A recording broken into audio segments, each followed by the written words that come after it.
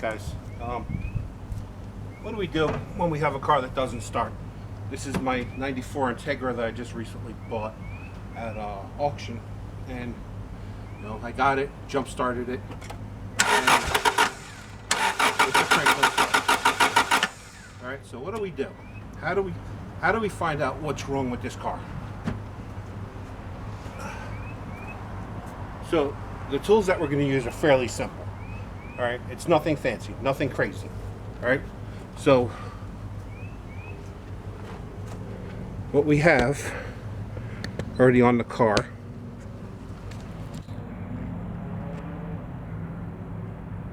right there is a spark tester. Right, simple little device. Maybe let me move the camera and give you guys a better view.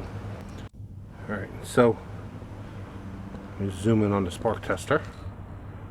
All right, so there's the spark tester.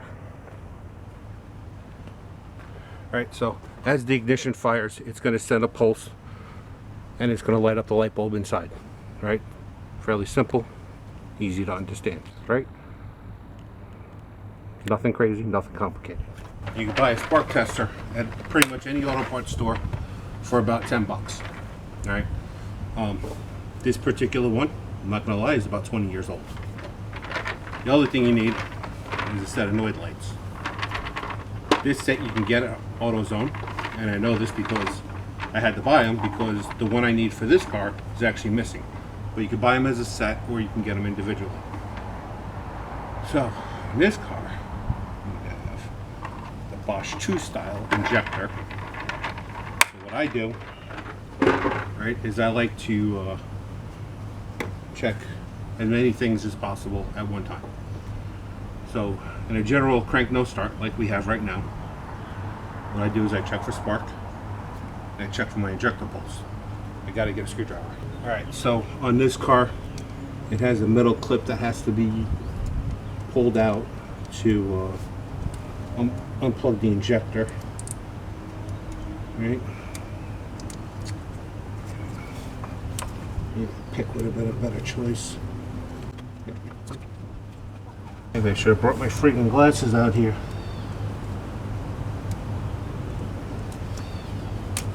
Okay, so got the injector unplugged. You can see the metal clip here. This has to be partially removed. Right? So now we take the noid light and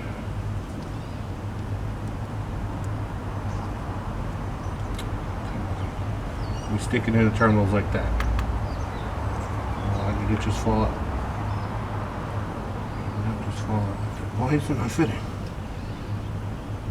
Bosch 2 style.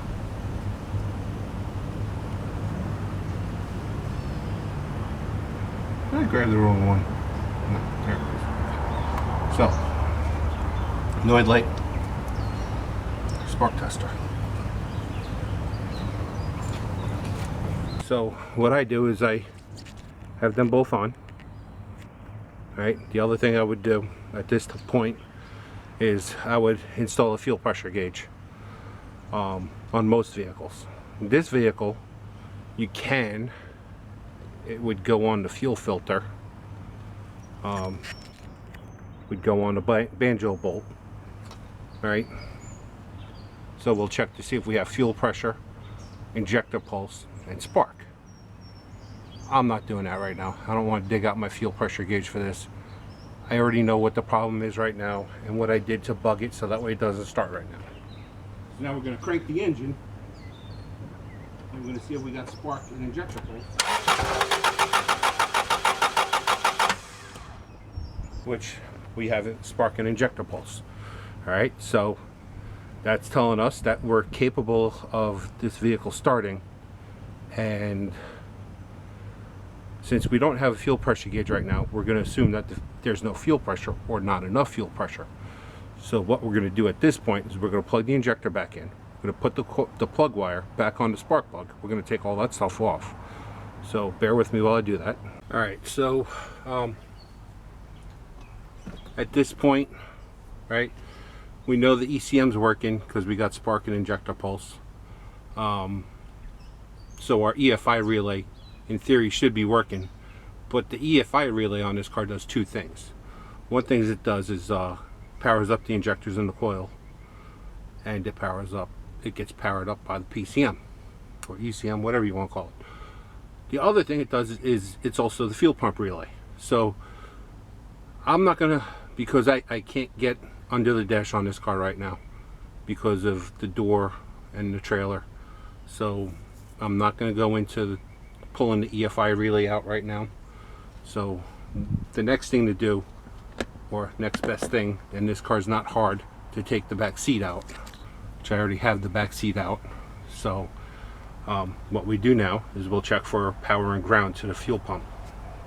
So now one of the things I like to do is, and again, nothing crazy, regular test light, regular incandescent bulb test light. It's not an LED test light. LED test lights have their place as far as I'm concerned for diagnostics. They're really useless, my personal opinion. Oh, the door just closed on me, so it's going to get hot in here fast. All right, so one of my favorite tools for diagnostics is these T-pins. You get T-pins at Walmart, you can get them at a fabric store, you can get them at a craft store, you can get them in many places. So I always keep a thing of T-pins in my toolbox. The other thing I do is I keep a spade connector handy. So in this case, right, fuel pump uses spade connectors, right? So we can slide that in there, right? And I have two of them for this very reason, for times like this. All right, so now we can slide the other one in here like that, right? And what I do is I will put my ground on one side, put my power, my test light on the other. All right.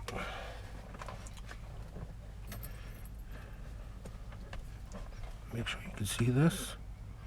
All right, so turn the key on. I can get the key to turn on right now. Kind of awkward spot. All right, so fuel pump has power and ground. So we just check the power and the ground circuit. So we know that when we turn the car on, right, the fuel pump should be getting power and ground. So we diagnosed it. We have power and ground. We have no spark. I mean, we have spark. We have injector pulse.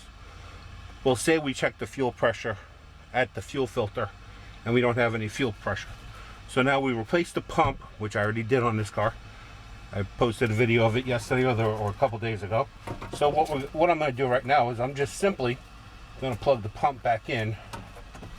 All right, because now we have replaced the pump, right?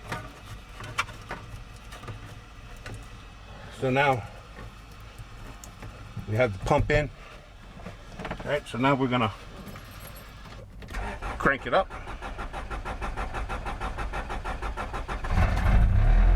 And it starts. Diagnostics, you don't need special tools for a lot of things. For most of your basic things, a spark tester. Oh, I wasn't kidding when I said it was going to get hot in this car. So a spark tester, a noid light set, a regular test light, right? Regular test light, some T-pins or spade connectors that you can get. I mean, the T-pins, I get them at Walmart, Joann's, wherever. Like I said, craft stores. And a pair of spade connectors that you can get from any auto parts store. Basically, we use nothing special, nothing fancy to diagnose this car. So, you know, some cars are a little bit more difficult. Some cars are a little easy. This is a fairly simple car. I'm not gonna lie. One of the reasons why when I seen it on the auction site that I bought it was when I first started many years ago in the business and I worked at a gas station. We used to have a lot of customers with these cars in the early 90s when they were fairly new. This car is a 94. So at that time I was still working at a gas station in Bayside, Queens. Like I said, this is a fairly simple car. Right? So, some other vehicles, it's not so easy to get to things. This car, you know, in all honesty, a couple of these clips hold the back seat in place. Once you pull those out, you pull the back seat out, the seat back out. I mean, this is just how easy this car is to work on. Then you get to this 10mm, which goes on the floor to hold the seat bottom in place. Roll it up, and it comes right out. You know, if this was my wife's Grand Cherokee, to get the fuel pump, or should I say fuel pumps, out, it's quite a bit more work because you do got the exhaust in the way, you got drive shafts in the way. On my Ram, well, it's just a pain because it's bulky, it's awkward, and there's a drive shaft right next to it.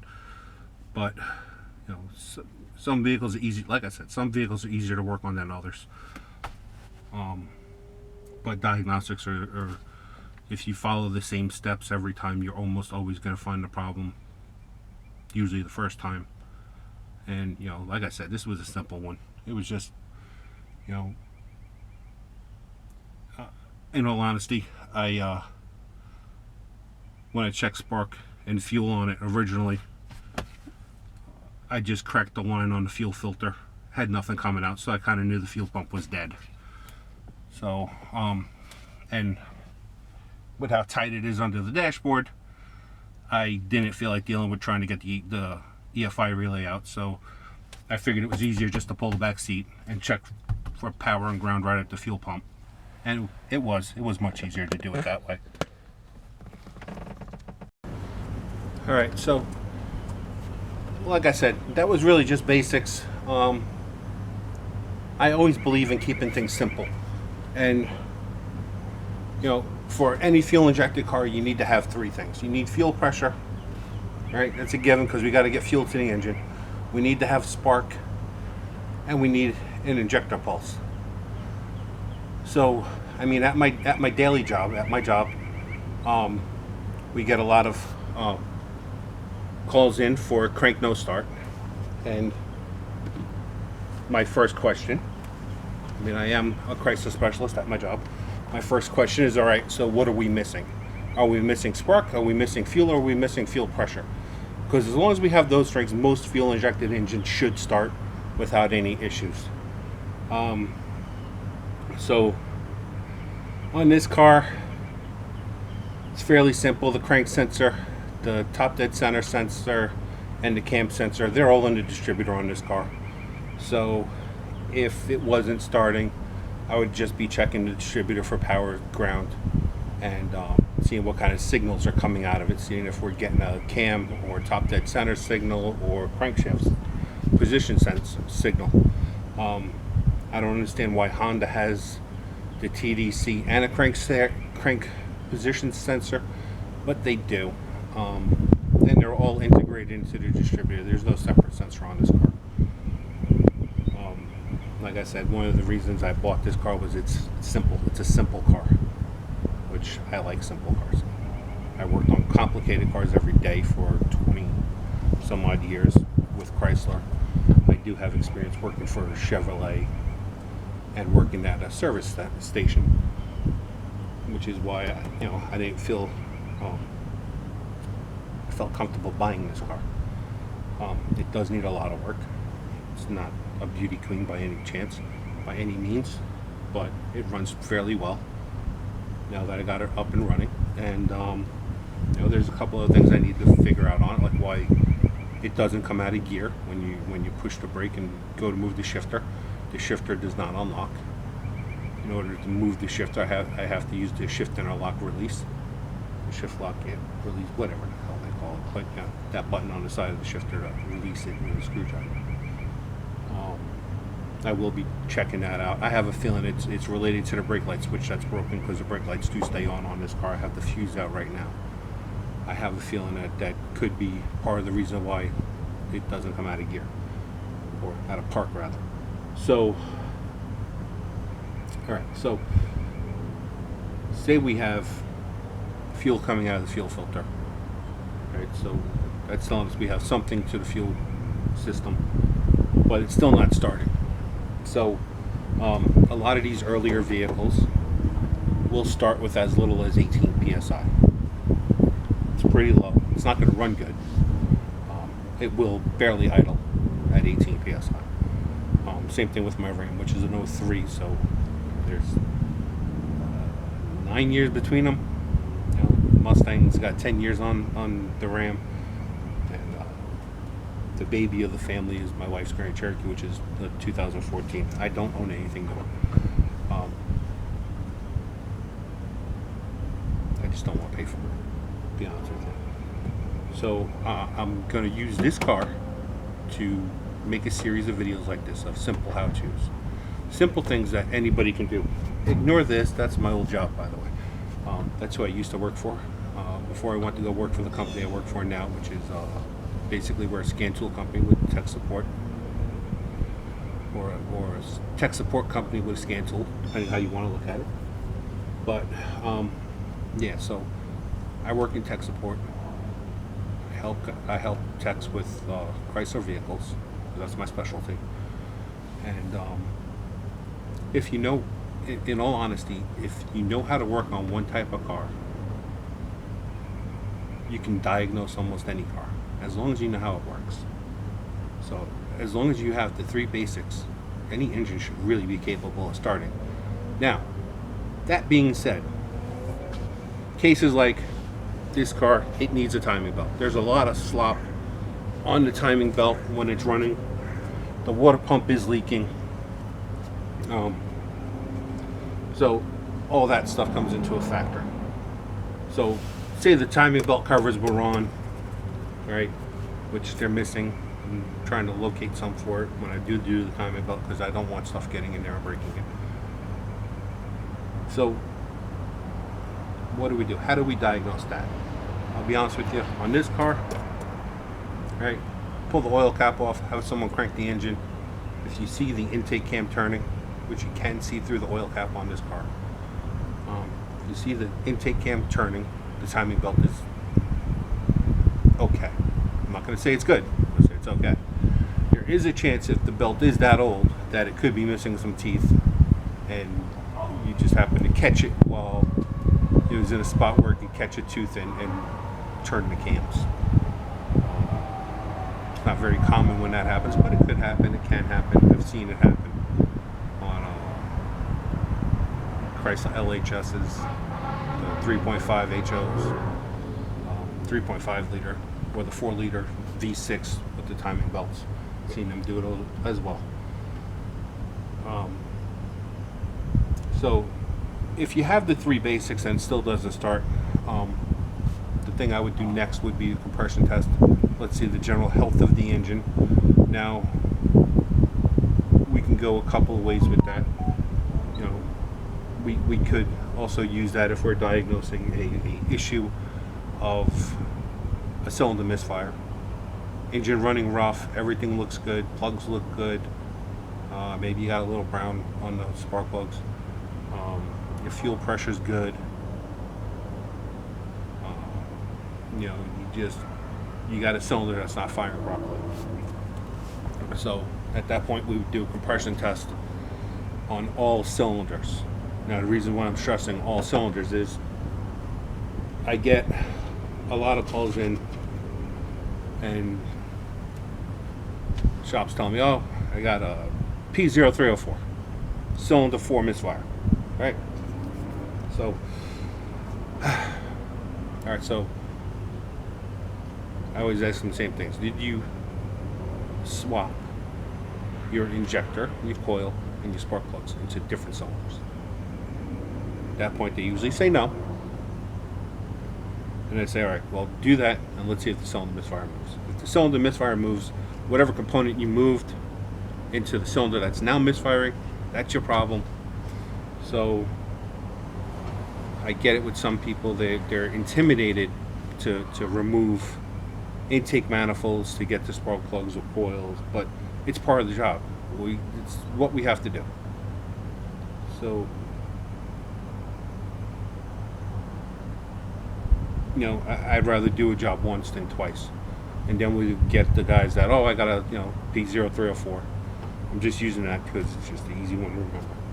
Could be a 302, 306. And they'll say they replaced the plug, they replaced the coil, they still have the misfire. All right, did you move the injector? Well, no, that's going to be more work. Well, you know, isn't taking the intake manifold off twice more work?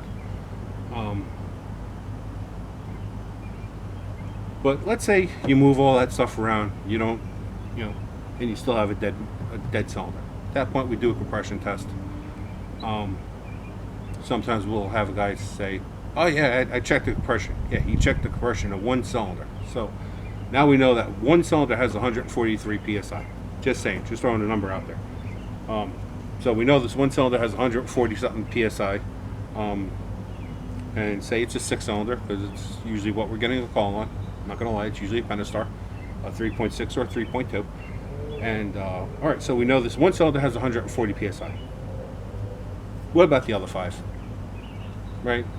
The way we determine if a cylinder is bad or low compression is we do it against the average of the engine. So if we have a 4-cylinder engine or a 6-cylinder engine or 8, we do all cylinders, add them up, divide them by the number of cylinders, and every cylinder should be within 10% of that number.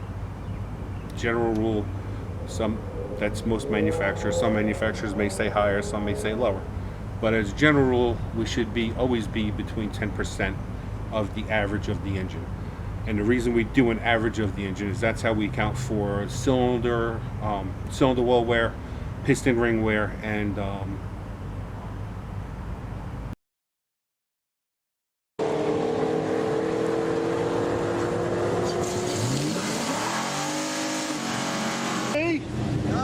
It might be.